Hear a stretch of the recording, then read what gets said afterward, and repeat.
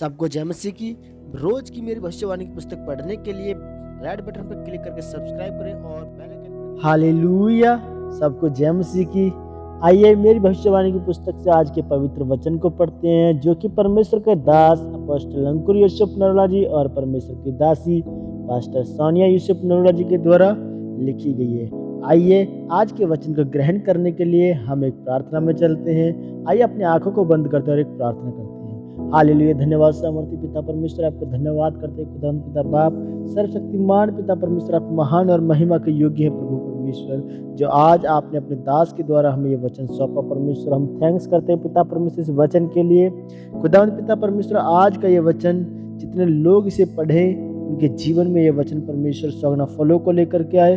अंधकार की कोई शैतानी शक्ति, कोई जादू टोना, पाप का आत्मा इनके वचन के फल को चुराने ना पाए परमेश्वर। खुदावंद पिता परमेश्वर, थैंक्स करते हैं परमेश्वर, आपका धन्यवाद करते हैं इस महान वचन के लिए परमेश्वर।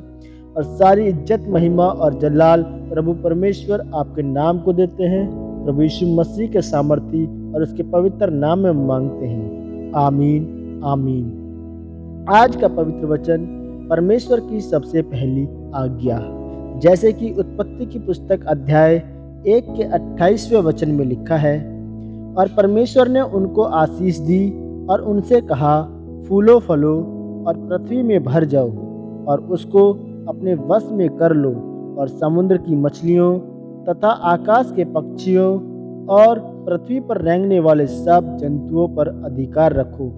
मेरे प्रियो, बाइबल में लिखा है कि जब परमेश्वर ने आदम और हवा को बनाया था तो परमेश्वर ने सबसे पहली आज्ञा यह दी थी कि फूलो फलो और पृथ्वी में भर जाओ, मतलब अपने जीवन में फलदार बनो। अगर आज कोई व्यक्ति अपने जीवन में फलदार नहीं है तो उसमें गलती परमेश्वर की नहीं बल्कि उस विश्वासी की है।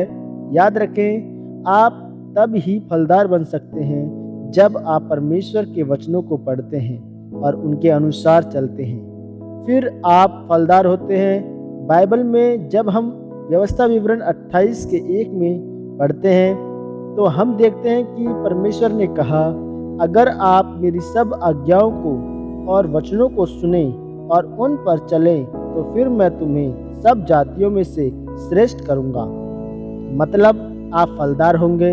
बाइबल में हम जितने भी लोगों के बारे में पढ़ते हैं जिनके जीवन फलदार थे, वह परमेश्वर के वचनों पर चलने वाले थे।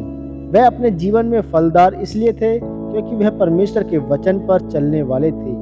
बाइबल में जब हम दाऊद के बारे में पढ़ते हैं कि उसका जीवन फलदार था, उसने 66 लड़ाइयाँ लड़ी और सब जीता, और वह अपनी हर चीज़ में फलदार था क्योंकि वह राजा होने के बावजूद भी परमेश्वर की हजूरी में 7 बार जाता था। मेरे प्रियो, आज कुछ लोग अपने जीवन में फलदार होना तो चाहते हैं, गवाही तो चाहते हैं, पर परमेश्वर की आज्ञाओं को और वचनों को नहीं मानते। दूसरे लोगों के जैसे ही अपना जीवन व्यतीत करते हैं, इसलिए वे अपने जीवन में फलदार नहीं होते और अपनी गवाही को नहीं पाते। फिर वह लोग परमेश्वर को बुरा भला बोलते हैं कि परमेश्वर, तूने मेरे जीवन में गवाही क्यों नहीं दी, मुझे फलदार क्यों नहीं किया। परमेश्वर ने आपको कहा कि फलदार बने, तो अब फलदार बनने के लिए आपको प्रार्थना में बढ़ने की ज़रूरत है, परमेश्वर के वचनों के अनुसार चलने की ज़रूरत है। फिर ही आप फलदार होते हैं और अपनी गवाही को ले पाते हैं। इसलिए मेरे प्रियो, अगर आप चाहते हैं कि आप फलदार बने और आपके जीवन में भी गवाही बने, तो परमेश्वर के वचनों को पढ़ें और उन पर चलें। रोज़ प्रार्थना में बढ़ें और अपने पाप वाले जीवन को छोड़ें। परमेश्वर आपको इस वचन के द्वारा आशीषित करे, आमीन। यह घोषणा प्रेरित जी की तरफ से आपके लिए की गई है।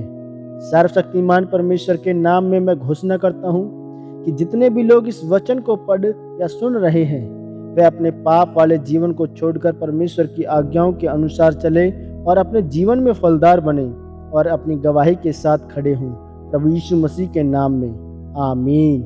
God bless you all of.